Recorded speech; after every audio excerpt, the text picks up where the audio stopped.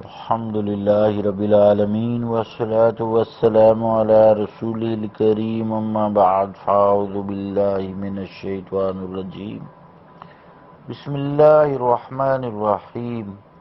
عزیزان گرامی قدر، السلام علیکم ورحمۃ اللہ وبرکاتہ.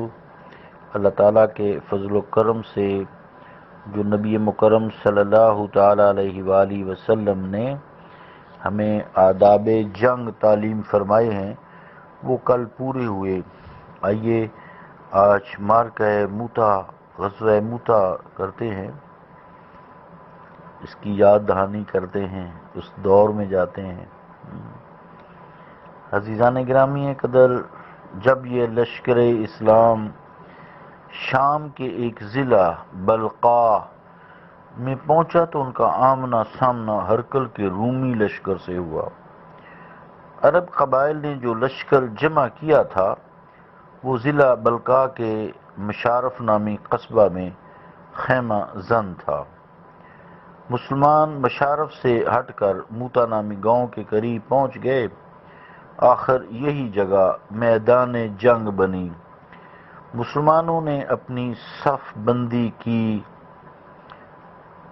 قطبہ بن قتادہ جن کا تعلق بنی ازرا قبیلہ سے تھا، انہیں میمنہ کی قیادت سونپی گئی. میسرہ پر عبایہ بن مالک انصاری کو امیر متعین کیا گیا. حضرت ابو ہریرہ رضی اللہ تعالیٰ عنہ روایت کرتے ہیں کہ میں اس جنگ میں شریک تھا.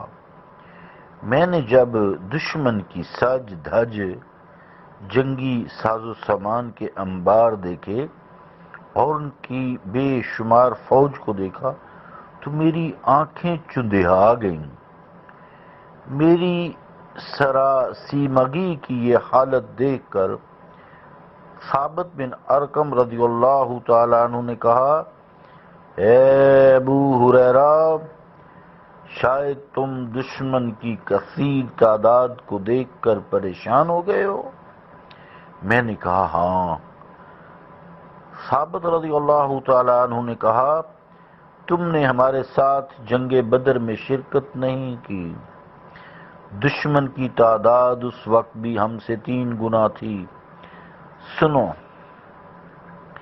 اِنَّا لَمْ نَنْصُرْ بِالْکَسْرَةِ. البدایہ والنہایہ جلد 4 صفحہ 244. ترجمہ کیا ہے؟ ہمیں کثرت تعداد کی وجہ سے کامیابی نہیں ہوئی، بلکہ ہماری فتح و نصرت کا راز ہمارے دین میں ہے. صف بندی کے بعد جنگ شروع ہو گئی. دونوں لشکر ایک دوسرے پر حملہ آور ہو گئے.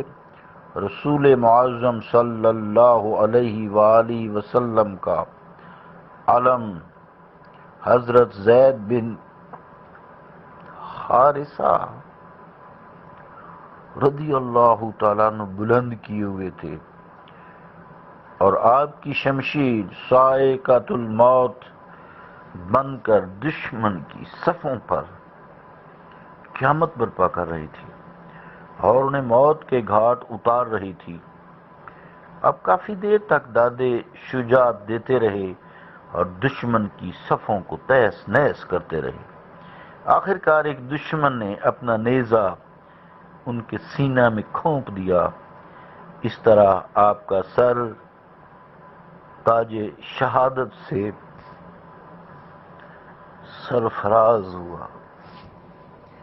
انا للہ و انا الیہ راجعون. اس سے پہلے کہ پرچم اسلام ان کے ہاتھ سے زمین پر گرتا، حضرت جعفر بن ابی طالب رضی اللہ تعالیٰ عنہ بجلی کی صورت سے آگے لپکے اور اسلام کے پرچم کو تھام لیا.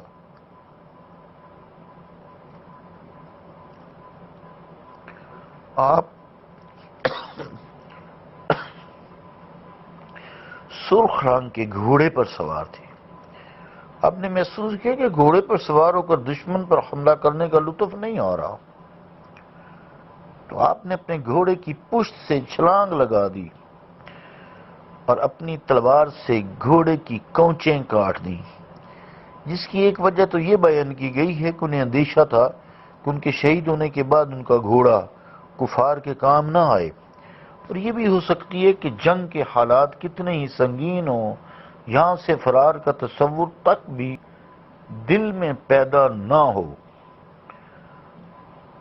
دوسرے، ویسے ہمیں منع کیا گیا ہے کہ جنگ کا جوش پیدا کرنے کے لیے اس طرح کے اقدام کیے جاتے ہیں، لیکن ہمیں رسول کریم صلی اللہ علیہ وسلم کی ایسی تعلیم نہیں ہے۔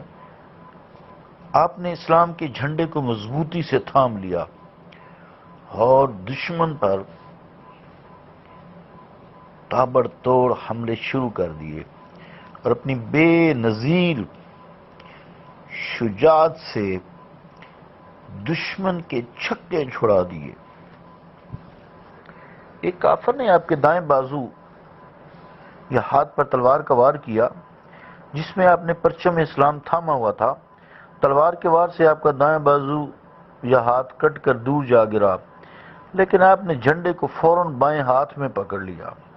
دشمن نے پھر آپ کے بائیں ہاتھ پر وار کیا، یہ ہاتھ بھی کٹ کر الگ ہو گیا۔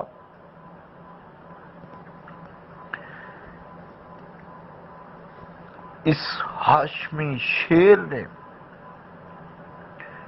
نبی رحمت صلی اللہ علیہ وآلہ وسلم کے پرچم کو زمین پر گرنے سے پہلے اپنے دونوں کٹے ہوئے بازوؤں سے سینہ کے ساتھ دبوچ لیا۔ آپ کے دونوں بازو کٹ گئے، تلوار گر پڑی، اور کفار نے اپنے تیروں، نیزوں اور تلواروں سے آپ کو گھائل کرنا شروع کر دیا۔ جب جسم اطہر سے اہل بیت کا خون کا آخری قطرہ بھی رائے حق میں بہہ گیا تو نکاحت کی انتہا ہو گئی۔ اس وقت ایک رومی نے اپنی تلوار کا وار کر کے جسم کے دو ٹکڑے کر دیے۔ انا للہ و انا الیہ راجعون۔ حضرت عبداللہ بن رواحہ نے آگے بڑھ کر وہ جھنڈا اٹھا لیا۔ حضرت عبداللہ بن رواحہ نے، یہ آپ کو یاد ہوگا، پیچھے بڑے شہادت کے جذبے سے سرشار، شہادت کی خواہش کے لیے اشعار بھی پڑے تھے۔ یہ وہی عبداللہ بن رواحہ رضی اللہ تعالیٰ عنہ ہیں، انہوں نے بڑھ کر وہ جھنڈا اٹھا لیا۔ حضرت جعفر کے جسد اطہر پر نیزوں اور تلواروں اور تیروں کے 90 سے زیادہ زخم لگے۔ ایک روایت میں ہے کہ زخموں کی تعداد 70 سے زیادہ تھی۔ لطف یہ ہے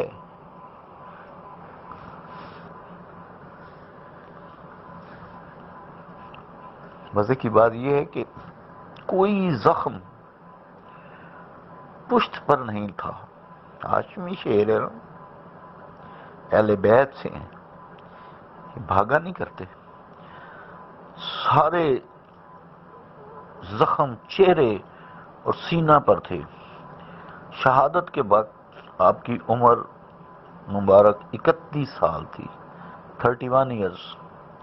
بعض نے 39 سال بھی بتائی ہے۔ بہرحال بھرپور جوانی میں آپ نے اپنی جان کا نذرانہ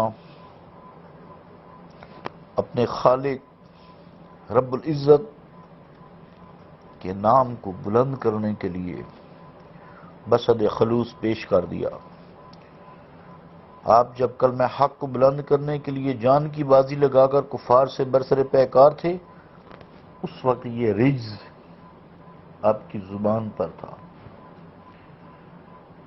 یا حبذا الجنہ واقترابوہا طیبۃ وباردا شرابوہا۔ ترجمہ کیا شعر کا؟ کتنی بہترین ہے جنت اور اس کا قرب، اس کی شراب بہت پاکیزہ اور ٹھنڈی ہے۔